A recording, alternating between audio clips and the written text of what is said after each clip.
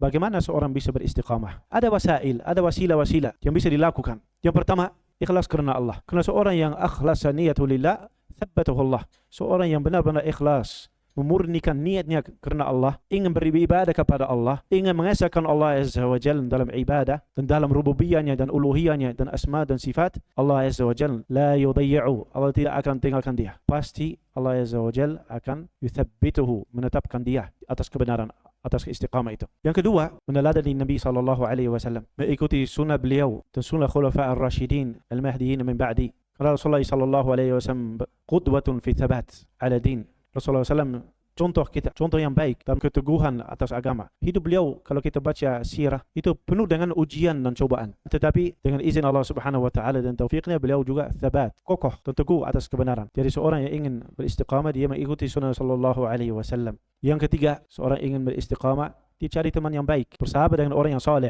Sulit sekali seorang beristiqamah kalau dia sendiri. Rasulullah sallallahu alaihi wasallam bersabda, al-mar'u ala dini khalili. Seorang itu berada atas agama teman dekatnya. Falyanzur ahadukum man yukhaliluh. Maka perhatikanlah siapa teman kalian. Kalau ingin tahu orang ini saleh atau tidak, lihat temannya siapa. Ini orang yang saleh, saling mendukung untuk apa? Untuk istiqamah.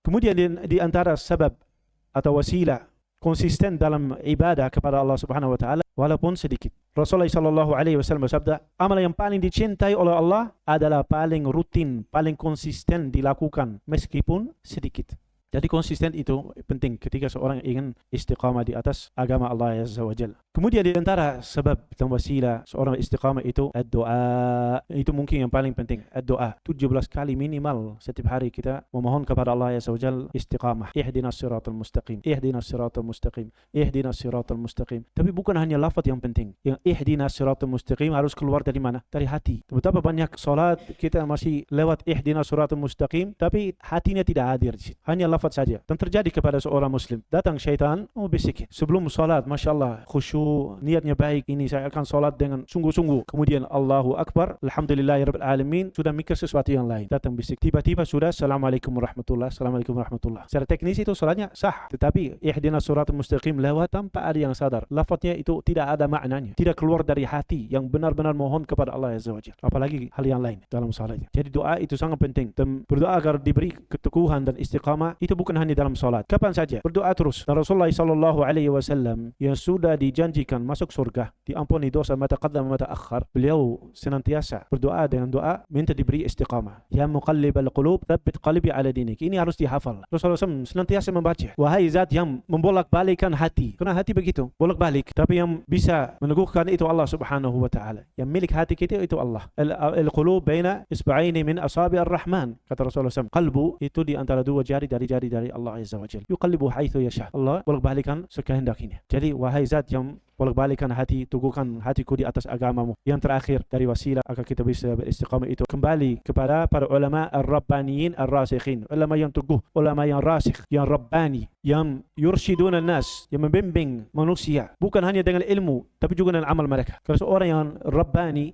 ulama rabbani itu orang yang mengamalkan ilmunya. Orang yang berilmu kemudian ilmu itu diamalkan. Itu seorang rabbani. Seorang yang mendidik umat, seorang yang tidak ada tujuan atau agenda lain, hanya ingin dapat pahala dari Allah Subhanahu wa taala. Itu orang rabbani. Ketika mengajar hanya ingin memberikan manfaat bagi orang lain.